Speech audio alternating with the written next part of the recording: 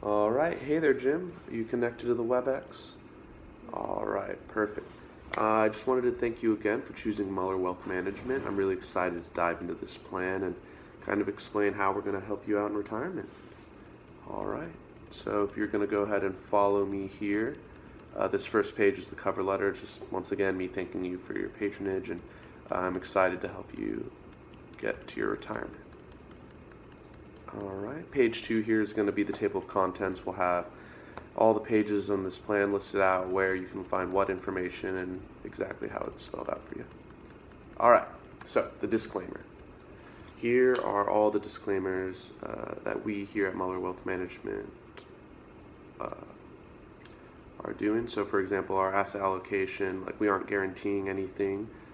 We don't know exactly how the markets are going to act or how they will perform. But what we do know is we can use historical data to get as close as possible and make a financial plan that will at least give you an idea of how markets will react in the future. Maybe not exactly how, but they'll get you closer. General investing in securities always involves risk. You're just saying that you're aware of these risks.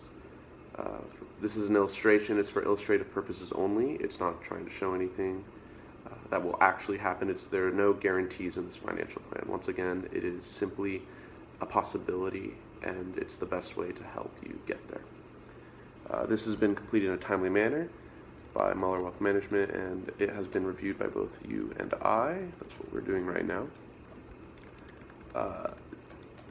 We also are not liable for any loss that you incur. Wealth Management agrees that the firm is not liable for any loss that may occur due to any misrepresentation or omissions provided by you, Jim Fisherman. All right, so that's the the disclaimers. All right, here we have the client profile. Pretty simple. It's just you and your family, everyone who's important as far as your financial plan goes, who you're planning for, who you want to include in your estate. All their information is here. Their relationship to you, their date of birth, and their age. Pretty simple and straightforward. All right, the goals and objective page. So here are your goals and objectives. So when we first met, you kind of went through what you wanted in retirement and kind of some concerns that you had. I took the liberty to divide these into 3 different sections. So we have needs, things that we ranked as an importance of 6 to 9, wants, which is 3 to 5, and wishes, which is 1 to 2. So basically, for your needs, I went ahead and put in your basic living expenses in retirement, life insurance, and the Lincoln Money Guard LTC, your long-term care. These are all things I believe that you are going to need to be able to retire. They are absolute necessities in your financial plan and must be fulfilled before you can retire.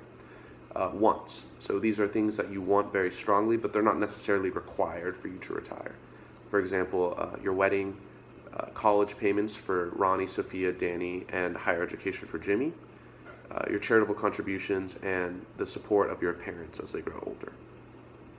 And then, of course, we have your wishes. These are things that are still things that you want to do or accomplish, but they aren't as necessary as your wants. For example, your travels in retirement, replacing Courtney's car and your car every 4 to 5 years.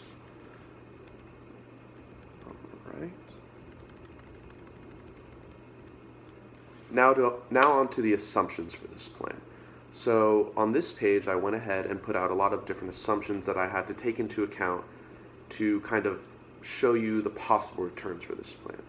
For example, basic inflation rate, tuition inflation rate, taxes. When calculating all these things, I had to go through one by one and put a realistic rate of inflation or returns depending on whichever part of the plan it was. So you can see here, the market assumptions are all the inflation rate, the tuition inflation rate, taxes before retirement, long-term capital gains, the tax on Social Security, the average cost of college, and Baylor's college costs, since we know that Sophia will be going there next year. And of course, we have the personal assumptions, which is your current age, your retirement age, your life expectancy, what age you want to start Social Security, and your salary, as well as how you're going to contribute to your retirement plans in these upcoming 7 years. All right, on this next page here, we have our executive summary. So this is basically just going to be me going over kind of how I am now, what goals you have, how we're going to attack them and solve them, and really just what really concerned you. So I knew in our first meeting you had a couple big concerns, such as estate taxes, setting up a trust for Jimmy. You were concerned if you're on track for retirement, and if your expenses were a little too high. So this is where we list those out and talk about how we're going to address them one by one. All right. Next, we have cash management. So this is the couple of pages where I'm going to show all of your expenses and my recommendations for how these expenses should either be raised or lowered once you begin retirement. You have a very high salary right now, so your high expenses aren't unheard of. However, once we reach retirement, you're going to have to drastically lower them. It's just not feasible without that income anymore to have this large of an expense every month. It's something that you're going to have to lower. So, for example, some of these expenses take care of themselves. For example, the alimony payment. Once you retire, that drops in half, which is nice. Same with child support. You were paying almost $50,000 a month, and that drops down to zero because your oldest child will become 18 right as you're retiring. So it's something that, thankfully, you won't have to worry about in your retirement. Though there are some other costs and expenses here that seems quite high to me. For example, your groceries, living in the town you're living in, they shouldn't be $1,600. I think with a little budgeting, you'd be able to lower that down to $1,000. Same for hobbies and laundry dry cleaning. Now that you aren't working, you probably don't need to dry clean as much anymore, so we can lower that expense from $250 a month to $50.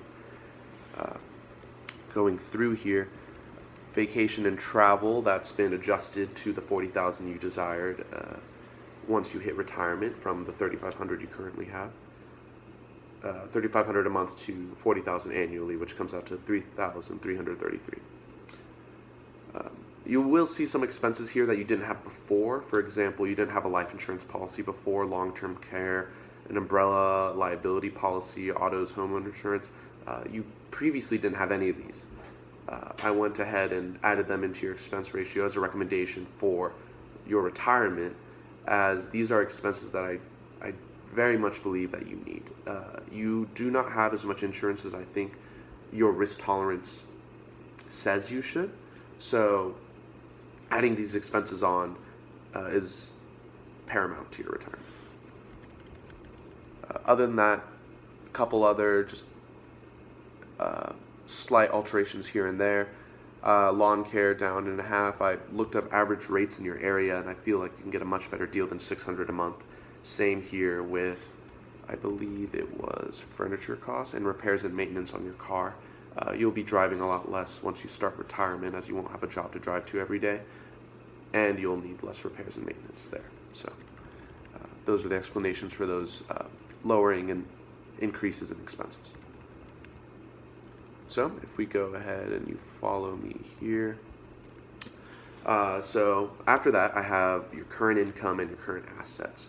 Here it's just listing out what you have, what you don't have, your liabilities, and then we go over some ratios. So for example, we have the liquidity ratio and the asset allocation ratio.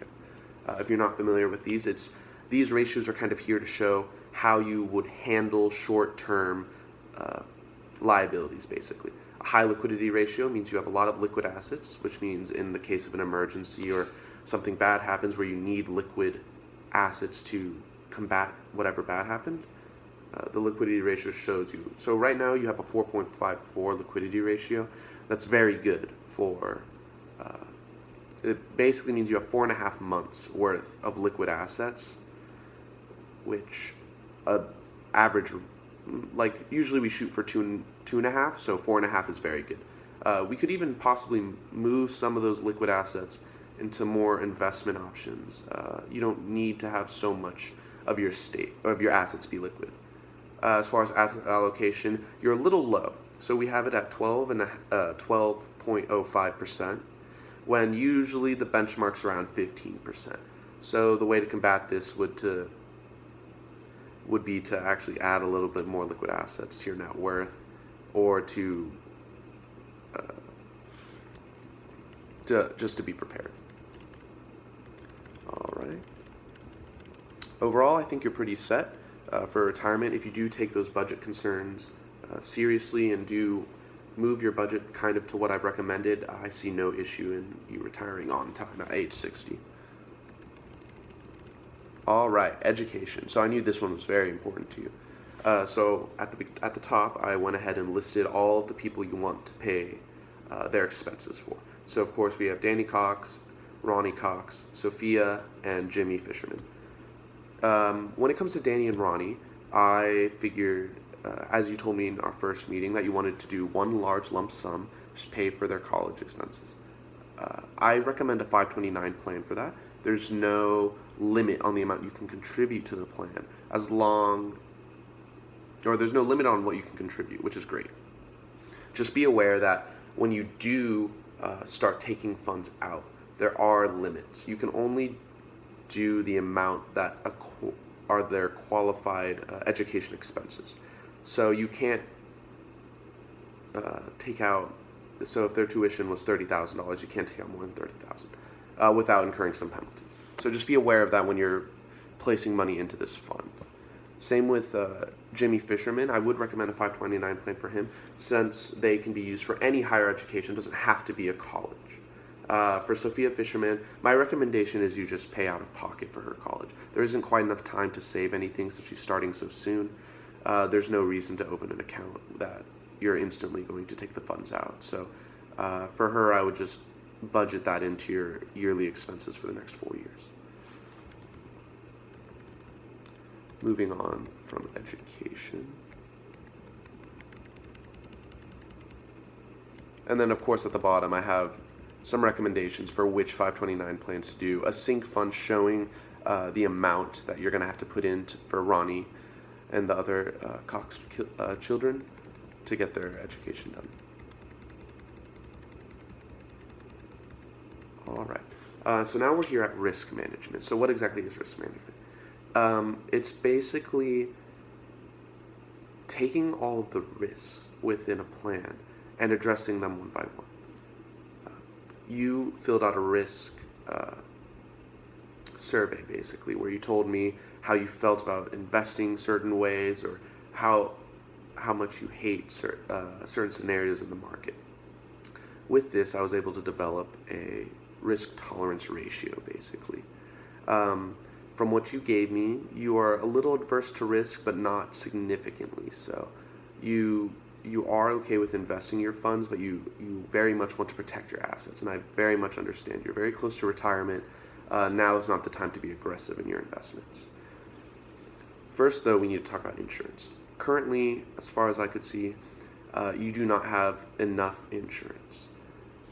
Last time we spoke, you seemed to have some concerns over this and what insurances you should obtain. Disability insurance. This one is paramount to your plan. Disability insurance is absolutely necessary. You need to buy this. If you were ever to be injured and unable to work, disability insurance is what's going to cover a portion of your income. And this income is very important to making sure you retire on time. Your plan is reliant on receiving the excess funds of your expenses and reinvesting them so that you can retire and live comfortably for the rest of your life. Auto and homeowner insurance, with how expensive and how much assets you have in your homes, it is very important to protect those assets. So auto and homeowner insurance, I believe, is something that is a necessary expense on your part. Life insurance. So here in the life insurance section, I think this is a great way to not only fund the trust that you were concerned about for Jimmy, but also a good way to increase the size of your estate and possibly avoid estate taxes, which I know is something you were concerned about earlier. But we'll get back to that later on in the plan. I just want to let you know life insurance is something I believe you should obtain. Long-term care. So this is something you were worried about. After seeing your mom and seeing her needs, you wanted to know if you needed long-term care. I 100% agree. I think it's a very good idea to get some. It's not overly expensive either. We have 3 options here. In the plan, I go ahead and go over them. You can read it right there. It's pretty straightforward. I explain why I chose the option I did. But let's go ahead. Medical insurance. From what I see, in comparison to other medical insurance, I think you should stay with the one you have currently with your employer. Make it your own policy. I see no reason to change your medical insurance at the moment. An umbrella policy, I think this is necessary. It fills in the gaps in between your other insurance. It's very good, not too expensive, very easy expense to add. That's enough there. All right, investments. So here at Muller Management, Wealth Management, our investment philosophy is to follow the business cycle. So what the business cycle basically is it's the rise and fall. You'll hear it about it all the time. Oh, there's a recession here, or other problems like that. Well, there's no perfect one-fits-all portfolio for anyone. And I believe that by following the business cycle, we are better able to prepare and move your assets to protect them and ensure the most growth possible. With your risk score that we went over earlier, I felt that a more conservative portfolio would suit you. And with Money Guide Pro, the program we use, it went ahead and pulled up a balanced one portfolio.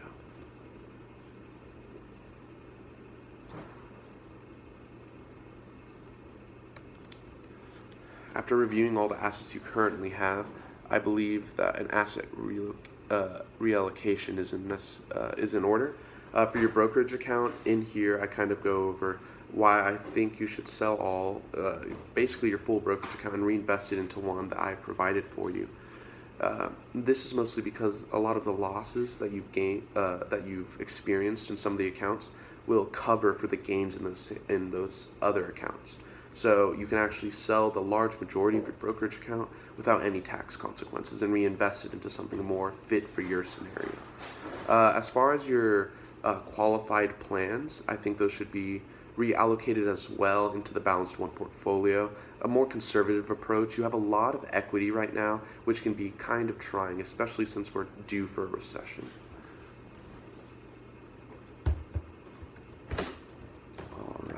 Moving on to the retirement section. Here we have the probability of a successful retirement according to our Money Guide Pro program. As you can see here, it has an 88% success rate, which is really good. Anything between 70 and 90% is considered a success. Here you have the current and recommended scenario. As you can see, in the recommended scenario, the percent actually goes down. But this is fine because the assets that you're moving into that more balanced portfolio are a lot safer assets. The reason the percent goes down is because they have less potential upside. But like I said, we're overdue for a recession. You want to have your assets in something that is more conservative, more certain, rather than something that has a higher potential for upside.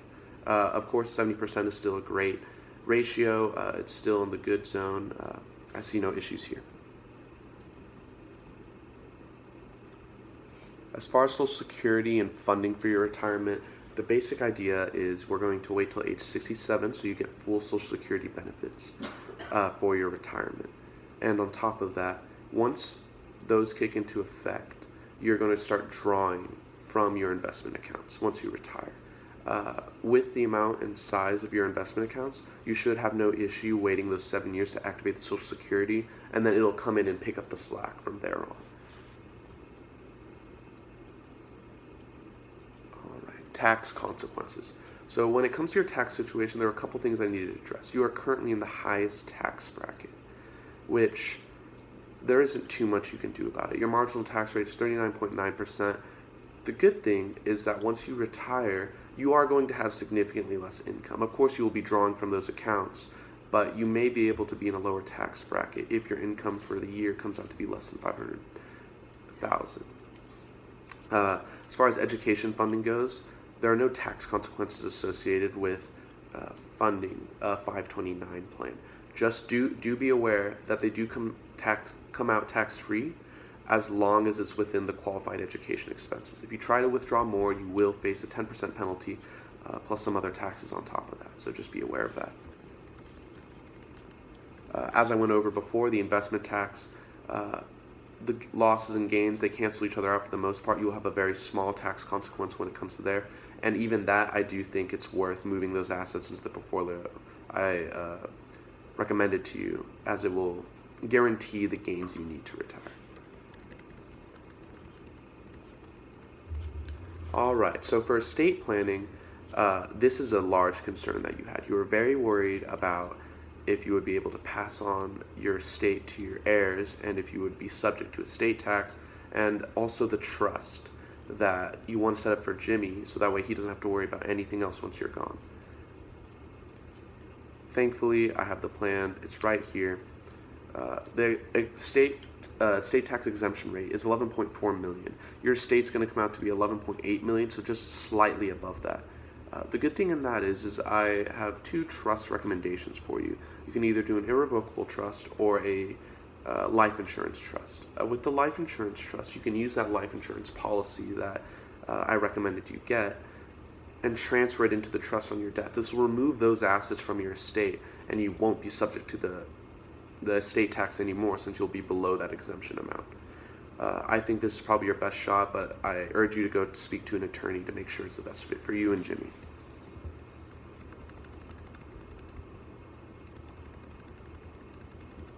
All right, this next section is software reflection. This basically just goes over how the software works, like what it shows, and kind of historical versus projected returns, the assumptions it brings, and how it comes to those. Pretty simple, nothing too crazy there.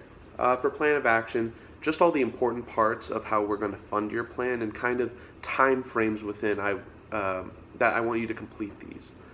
It's very simple, very straightforward. If you follow this plan, you should be on your way to retire. After that, we have the Money Guide Pro Investment Financial Plan.